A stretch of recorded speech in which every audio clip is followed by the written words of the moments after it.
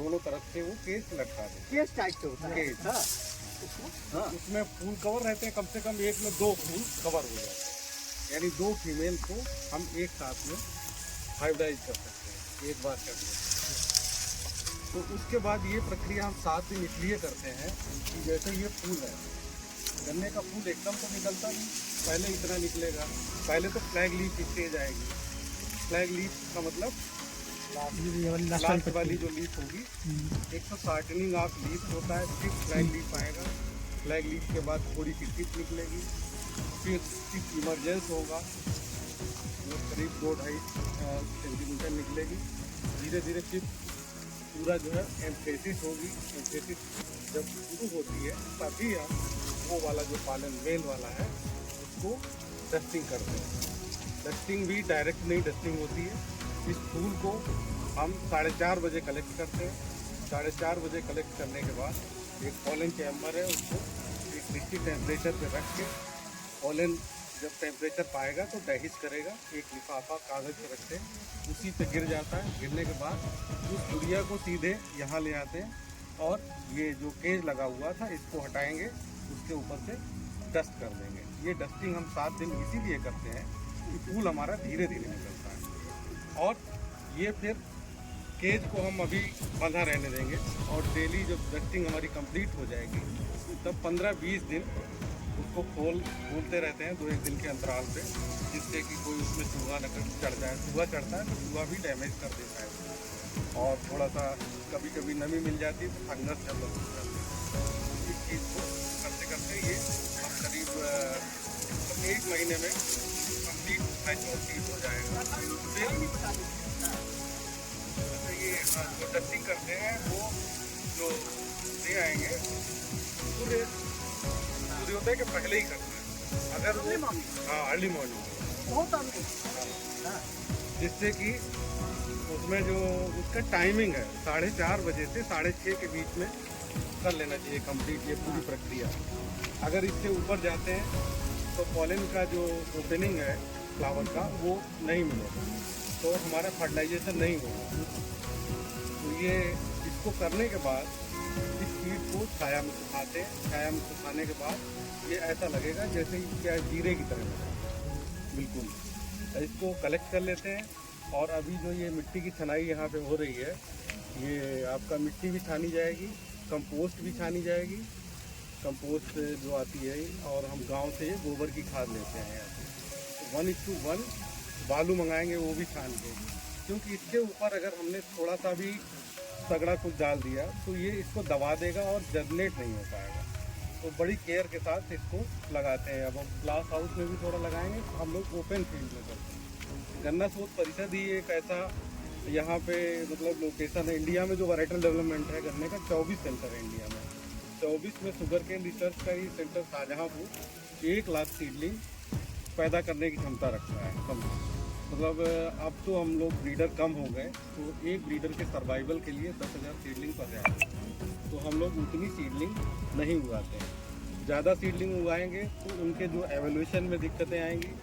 अब जैसे मान लिया ये पौधा ये दिख रहा है जो ये कंप्लीट इससे एक पौधा बन जाएगा, ये कंप्लीट सीड है, इससे पौधा बनेगा, यही एक वैरायटी को जन्म देगा।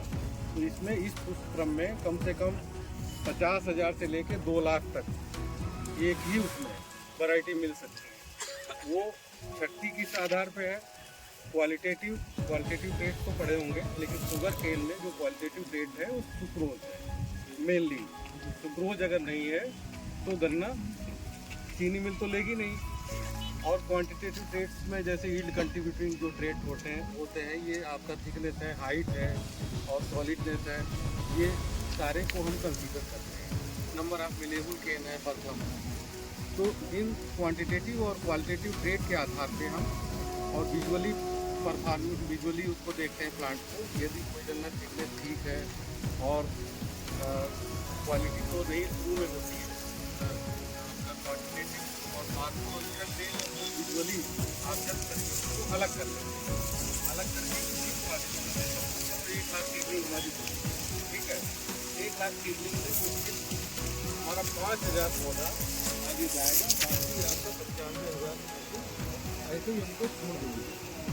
बस 5,000 रुपये लेके चलेंगे, दोनों बन जाएंगे, उसमें ब्रिक्स लेने का काम करेंगे।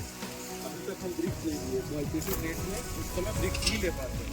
2 या 3 गन्ने बनते हैं, अगर हम क्रोज कराएंगे तो ये हमारे 2-3 गन्ने एक ही बार में लग जाएंगे, तो हमारी जो क्रोजिंग जो बढ़ रही थी तो वहीं पे नष्ट हो गई। तो उसमें एक सिस्टम होता है रिफ्रेक्टोमीटर, उसमें उससे थोड़ा जूस निकालते हैं, जूस निकाल के उस पर रखते हैं तो TSS पता लग जाता है, उस आधार पे हम आगे बढ़ते हैं। उसके बाद में जो हमारा मानक होता है, जैसे CO0 238 है इस समय, 238 से जो एबव होगा उसको हम आगे बढ़ाते हैं। वो की संख्या हमारी जो 5,000 थी वो मुश्किल को 500 रह गई दूसरी साल। फिर तीसरी साल और जाएंगे, तीसरी साल में मुश्किल को 30 रह जाएंगे। तो धीरे धीरे डाउन करते करते फाइनली 2 या 3 वैरायटी एक लास्ट में से मिलेंगी। तो ये गन्ने की ब्रीडिंग बहुत टफ है। आज हम करेंगे तो मेरे से 10 साल बाद वाला बेनिफिट, या पीछे जो करके गए उसका हम बेनिफिट उठाएंगे। मतलब ये सतत प्रक्रिया है, ये चलती रहेगी।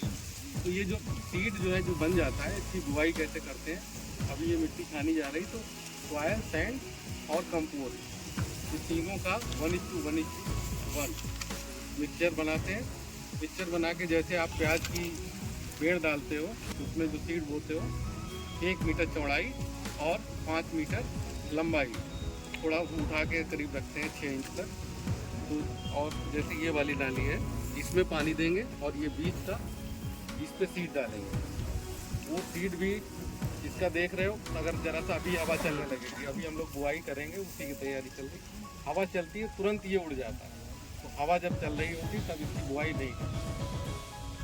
सीड डालने के बाद फिर एक टाट का बोरा, टाट अलग से इसकी आती है, उसको ढकाई कर देते हैं जिससे कि उड़े, और फिर उसी को गीला करते हैं जिससे कि सीड पे ज़्यादा कोई उस तरह का प्रेशर ना बढ़े। गीला करके नमी पा के फिर करीब 7 दिन में निकल आता है। निकल के जब 3 या 4 पत्ती का हो जाता है तब उसकी हम ट्रांसप्लांटिंग कर देते हैं। उसके बाद ट्रांसप्लांटिंग के बाद एक पौधा एक वैरायटी को ही जन्म देगा। तो plant to plant distance 60 centimetre रखते हैं और 120 लाइन करेंगे। फिर प्रक्रिया तो बहुत लंबी है, ब्रीडिंग का लेक्चर काफ़ी लंबा होता है, मैं 60 में बता रहा हूँ। ये इतना करने के बाद इसको फिर हम जो अच्छी वैरायटी आएगी, ऐसे नहीं कि हम अपने ही रिजल्ट पे निकाल दिए अपनी लोकेशन से। सपोज करो मेरा लोकेशन गोला भी है, जहाँ आपका कॉलेज है, वहाँ भी हमारा ट्रायल लगता है।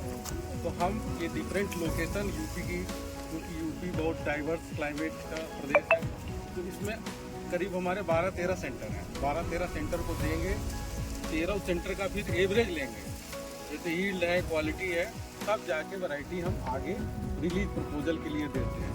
अगर हमको भारत सरकार से रिलीज करानी है तो हम 11 सेंटर में देंगे। हमारे इधर 4-5 राज्य हैं, जैसे उत्तर प्रदेश, उत्तराखंड, पंजाब, हरियाणा, राजस्थान। इन स्टेट्स में देने के बाद ये लोग भी हमारी वैरायटी टेस्ट करेंगे।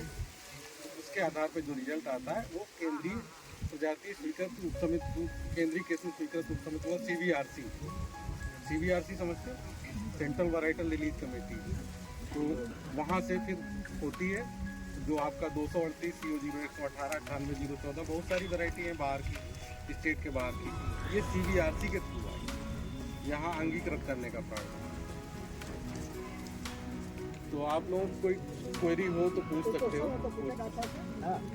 अब क्योंकि ये तो जो है चलता रहेगा, तो एक ही 1 लाख पौधे इसके बन जाएंगे, जितना पौधा उतनी वैरायटी।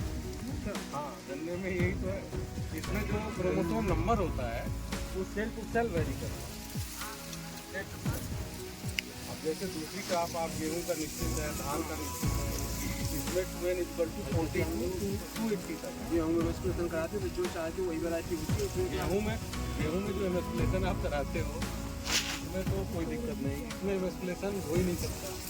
मतलब बहुत टफ प्रक्रिया होता है, वो ट्रीटमेंट वगैरह करते हैं, लेकिन इसमें बहुत टफ है। और ये डायरेक्ट इसीलिए हम लोग पॉलन फर्टिलिटी के आधार पे मान के इसको फीमेल मान लेते हैं। उसके बाद जिसकी पॉलन फर्टिलिटी ज़्यादा होती है उसको मेल मान के उसकी हम डस्टिंग कराते हैं।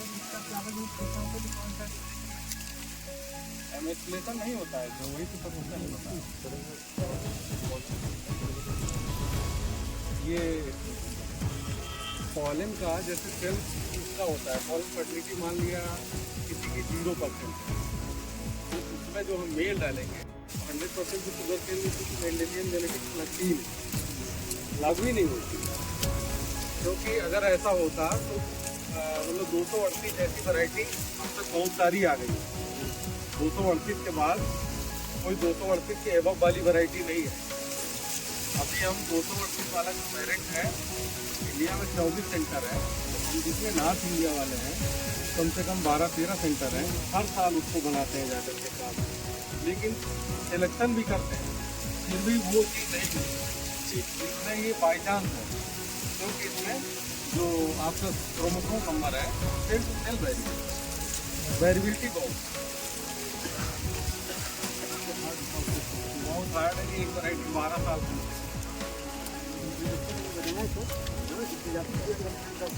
अब आज जो हम करेंगे वो आने वाली पीढ़ी जो है उसको बेनिफिट उठाएगी, वो करेगी उससे आगे, मतलब ये सतत प्रक्रिया है, चलती रहेगी। गेहूँ धान में तो चलो कोई बात नहीं, 2-3 साल में आपको रिजल्ट मिल जाएगा। और इसमें ऐसा भी होता है जैसे गेहूँ आपकी ऑफ सीजन नर्सरी है, ऑफ सीजन नर्सरी कहाँ है गेहूँ की बताएंगे?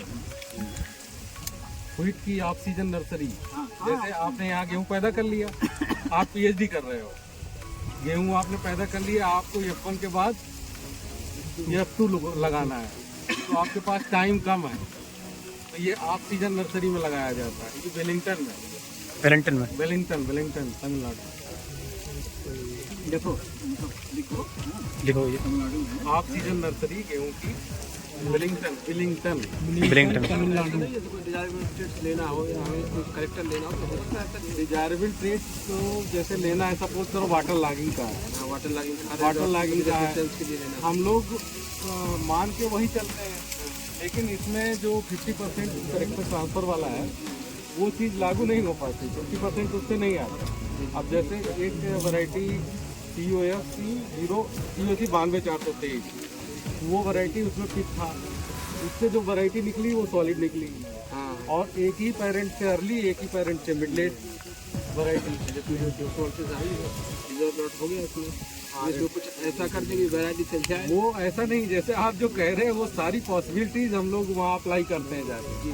कोयम्बटूर में हाइब्रिडाइजेशन वर्क होता है, ये हाइब्रिडाइजेशन वर्क हम उन वैरायटीज़ के साथ कर रहे हैं जिनमें जो हमारी आपका 15 दिसंबर तक फ्लावर कर जाती है, उनमें यहाँ कर लेते हैं।